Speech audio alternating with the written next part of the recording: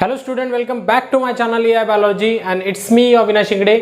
आणि या व्हिडिओ लेक्चरमध्ये आपण डिस्कस करणार आहे 10th नंबरचा जो 10th क्लासचा जो फर्स्ट नंबरचा चॅप्टर आहे त्याच्यामधलं तिसरं लेक्चर आपण डिस्कस करत आहे. याच्या पहिल्या लेक्चरमध्ये आपण ट्रान्सलेशन म्हणजे basically central dogma process complete केलेली आहे. ठीक आहे, तर सेंट्रल डोग्मा प्रोसेस कंप्लीट केल्यानंतर जो पोर्शन तुमच्या पुस्तकामध्ये चालू होतो तो पोर्शन आहे तुमचा इव्होल्यूशन. काय पोर्शन आहे तुमचा? इव्होल्यूशनचा पोर्शन आहे. ठीक आहे, तर इव्होल्यूशन आपण टाकून देऊ. काय तुमचा इव्होल्यूशनचा पोर्शन काय तुमचा स्टार्ट होते. आता बघा की इव्होल्यूशनच्या प्रोसेसमध्ये जर आपण एक इव्होल्यूशनला जर डिफाइन करायचा जर म्हणजे एक शॉर्ट भाषेमध्ये किंवा म्हणू शकतो की एक अंडरस्टँडिंग लँग्वेजमध्ये जर आपण इव्होल्यूशनचा मिनिंग बघितला तर हजारो वर्षामध्ये किंवा हजारो तर नाही करोडो वर्षामध्ये झालेला जो क्रमागत बदल आहे तो काय करते? इव्होल्यूशनला रिप्रेझेंट करते. आज आपण कशा पद्धतीनं फॉर्मेशन झालो किंवा प्रत्येक लिव्हिंग ऑर्गॅनिझम कशा पद्धतीनं फॉर्म झाला याचं आन्सर फक्त आपल्याला कशामध्ये भेटू शकते? इव्होल्यूशनमध्ये भेटू शकते. तर ठीक आहे, तर इव्होल्यूशन म्हणजे नेमकं काय?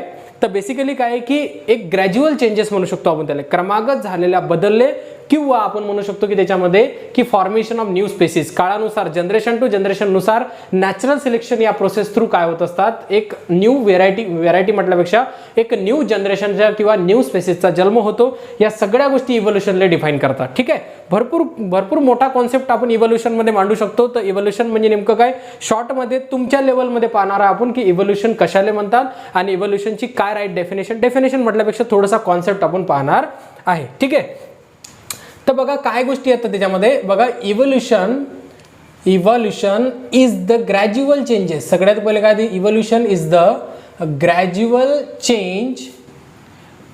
चेंज लक्षात येतपर्यंत. Evolution is the gradual change occurring in living organism. कशामध्ये? ऑक्युअरिंग इन लिव्हिंग ऑर्गॅनिझम मध्ये झालेल्या हळूहळू बदलला किंवा क्रमागत बदलले आपण इव्होल्यूशन असे म्हणू शकतो. ठीक आहे, इथपर्यंत लक्षात आलं काय गोष्टी आता? Gradual changes in living organism मध्ये झालेला क्रमागत बदल.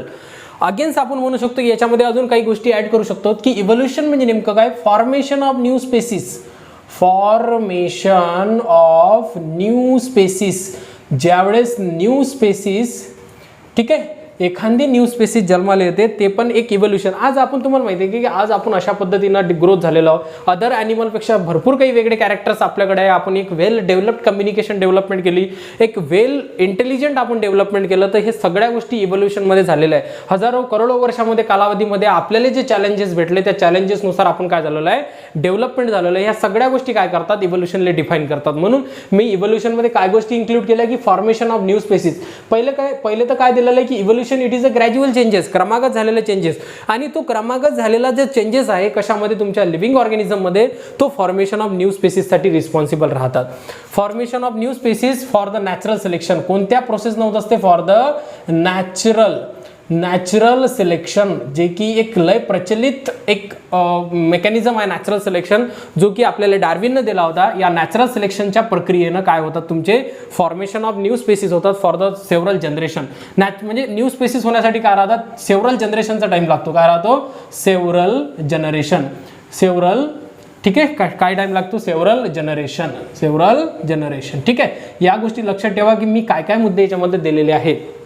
पहिली गोष्ट तर सगळ्यात पहिले लक्षात घ्या की इव्होल्यूशन म्हणजे मी काय सांगितलं की evolution it is the gradual changes म्हणजे क्रमागत झालेले चेंजेस कशामध्ये होणार आहे? तुमच्या लिव्हिंग ऑर्गॅनिझममध्ये. एक जिवंतमध्ये लिव्हिंग ऑर्गॅनिझममध्ये ग्रॅज्युअल चेंज होतो आणि त्याच्यापासून काय होते की फॉर्मेशन ऑफ न्यू स्पेसिस. कोणत्या प्रोसेस नव्हत असते? नॅचरल सिलेक्शन प्रोसेस नव्हत असते. पण ते एकादमात होते का?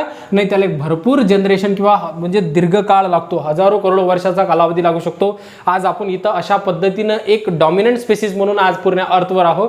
तर त्याचं एकमेव कारण आहे की आपल्याकडे जे इव्होल्यूशन्स किंवा जे चॅलेंजेस आपल्याला फेस करावे लागले त्या चॅलेंजेसच्या बदलत आज आपण एवढी डॉमिनंट स्पेसिस म्हणून आपल्या अर्थवर आज अवेलेबल आहे. तर त्याच्यामध्ये इव्होल्यूशनमध्ये तुम्हाला सगळे आन्सर भेटून जातील की आपण कशा पद्धतीनं जन्माला आलो आणि काय कारणं होते त्याच्यामागं आणि कोणकोणत्या चॅलेंजेस आपल्याला एक्सेप्ट करावं लागले आणि त्यानंतर आज आपण अशा पद्धतीनं झालो. सगळे मंकीज प्रत्येकाचं इव्होल्यूशन वेगळं झालं. इव्होल्यूशन एक जस्ट लाईक प्लांट ज्याच्यामध्ये भरपूर काही ब्रांचेस राहतात आणि त्या ब्रांचेसनुसार आपलं पण एक ब्रांच होती जे की ब्रांच आपली इव्होल्यूशनला आजपर्यंत किंवा इथपर्यंत आपल्याला आणून टाकलेलं. ठीक आहे, तर आज आपण काय पाहणार आहे? एक सिक्वेन्स पाहणार आहे की इव्होल्यूशन कशा पद्धतीनं झालं. एकदम डिटेलमध्ये नाही आहे तुम्हाला, पण आपण एक डिटेल कॉन्सेप्ट एकदम शॉर्ट फॉर्ममध्ये पाहणार आहे की कशा पद्धतीने इव्होल्युशन झालेलं आहे. ठीक आहे, तर मग सगळ्यात पहिले एक गोष्ट आहे की आपलं ब्रह्मांड कधी याच्यामध्ये आलं, तर एक सिक्वेन्स वाईज आपण पहिले काढून घेऊ की काय काय गोष्टी आहेत.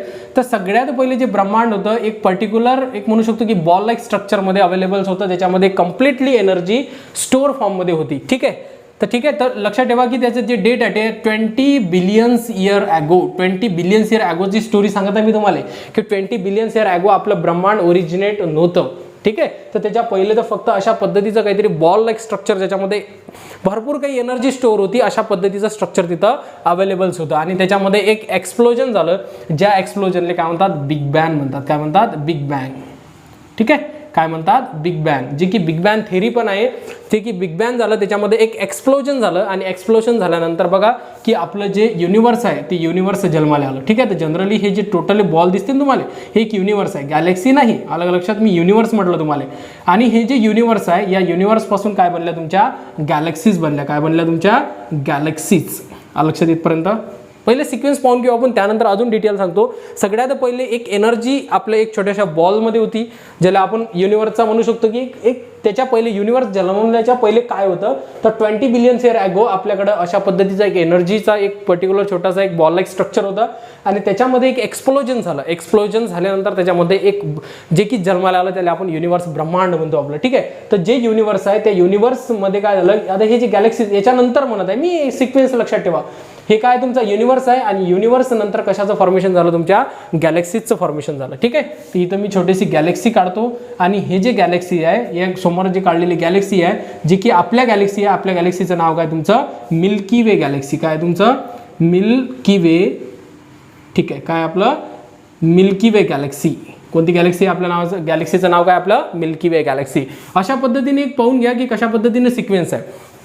त्यानंतर मिल्की वे गॅलेक्सी नंतर आपल्या गॅलेक्सीमध्ये कशाचा जन्म झाला, तुमच्या सनचा जन्म झाला. आता याच्यामध्ये काय भरपूर काही टेम्परेचर्स आहेत, व्हेरिएशन्स आहे, नेब्युलास फॉर्मेशन झाले. त्यानंतर जे डस्ट आहे त्या डस्टपासून ॲक्युम्युलेशनपासून स्टारचं फॉर्मेशन झालं.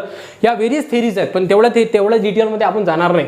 ज्या गोष्टीमध्ये आपल्याला डिटेल जायचं आहे त्या गोष्टीमध्ये आपण जाणार आहे. फक्त एवढा सिक्वेन्स लक्षात ठेवा. सन आणि सनपासून काय म्हटलं, तुमचं सोलार सिस्टम म्हणलं. काय म्हणलं, तुमचं सोलार सिस्टम, जे की आज आपण सोलार सिस्टममध्ये राहतो. आणि सोलार सिस्टमच्या एक प्लॅनेट्स आहे, त्या प्लॅनेटचं नाव आहे अर्थ. काय तुमचं, प्लॅनेट अर्थ. या प्लॅनेट अर्थवर आपण राहतो. आणि लक्षात ठेवा की हे थोडं लक्षात ठेवायचं आहे की 4.6 बिलियन इयर ॲगो, कधी 4.6 बिलियन इयर ॲगो आपला अर्थचा जन्म झालेला आहे. आणि अनदर तुमच्या पुस्तकामध्ये डाटा दिलेला आहे की 3.5 बिलियन इयर ॲगो, कधी 3.5 बिलियन इयर ॲगो. लक्षात ठेवा 3.5 बिलियन इयर ॲगो इथं कोणत्याच पद्धतीचा लिव्हिंग ऑर्गॅनिझमचा बसेरा नव्हता.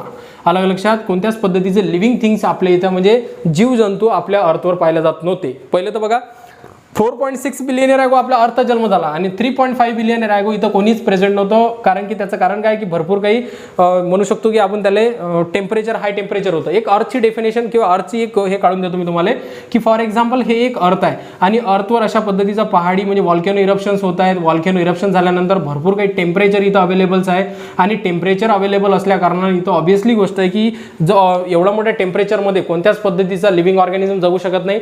तर मग या टाईममध्ये जसं की 3.5 बिलियन इयर ॲगोपर्यंत आपल्याकडे कोणत्याच पद्धतीचा लिव्हिंग ऑर्गॅनिझमचा बसेरा आपल्या अर्थवर नव्हता.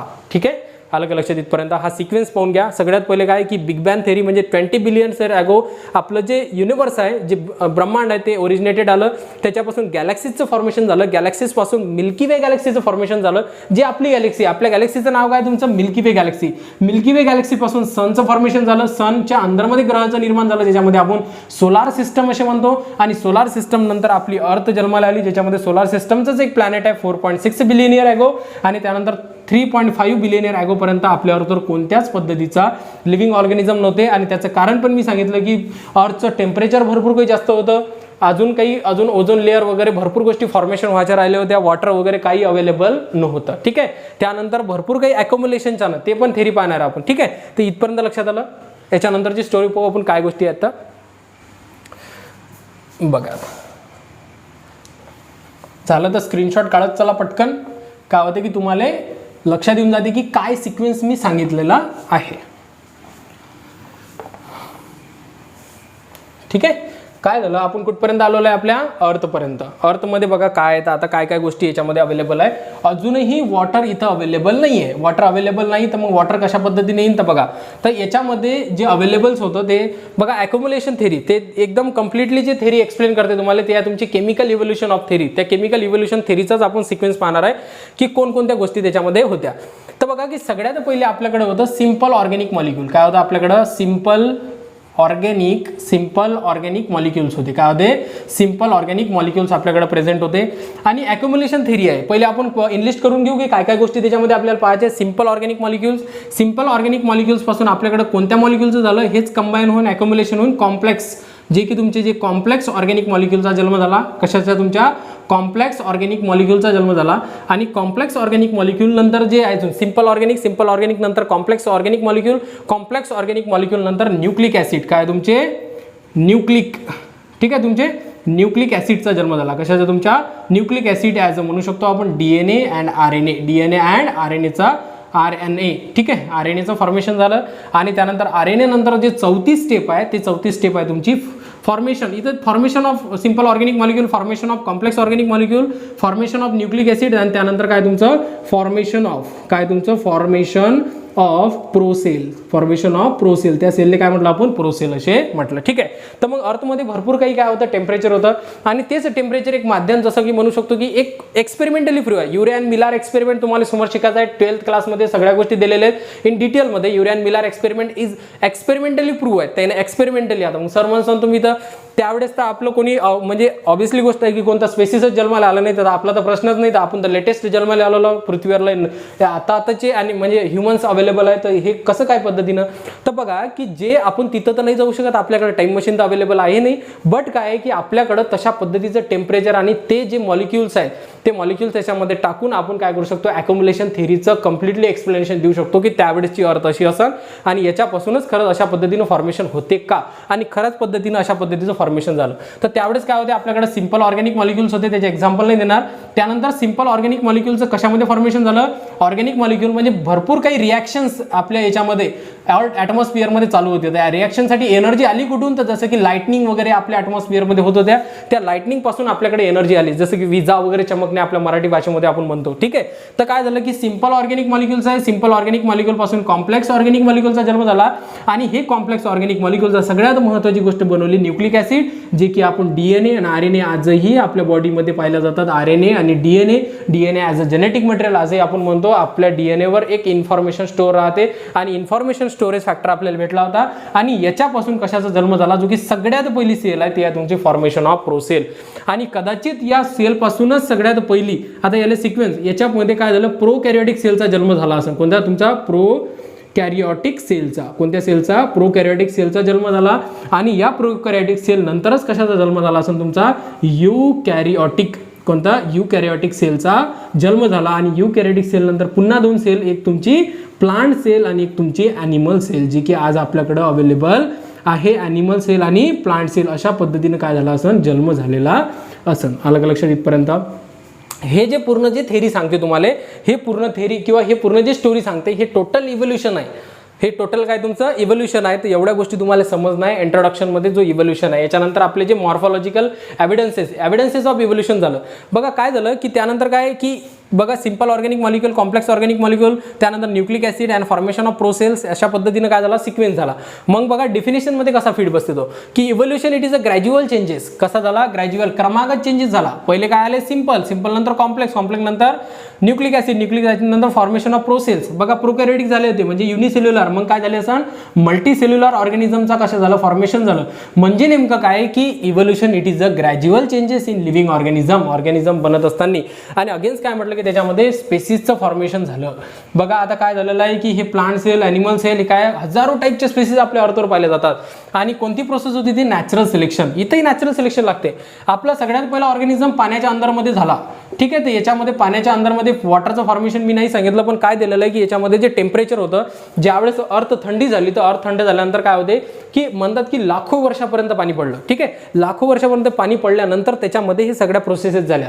आणि त्याच्यामध्ये जे प्रोसेस झाले की जे जे सेल्स बनली आपली प्रोसेस, या प्रोसेसमध्ये जे बेटर सेल्स आहे त्या सेल्सचं काय झालं, सिलेक्शन झालं आणि याच प्रोसेसला आपण नॅचरल सिलेक्शन म्हणतो. ठीक आहे, म्हणून लक्षात ठेवा की कोणतीही स्पेसिस बनण्यासाठी सगळ्यात महत्त्वाची प्रोसेस आहे नॅचरल सिलेक्शन आणि त्याला सेव्हरल जनरेशनचा टाइम लागतो. लक्षात इथपर्यंत.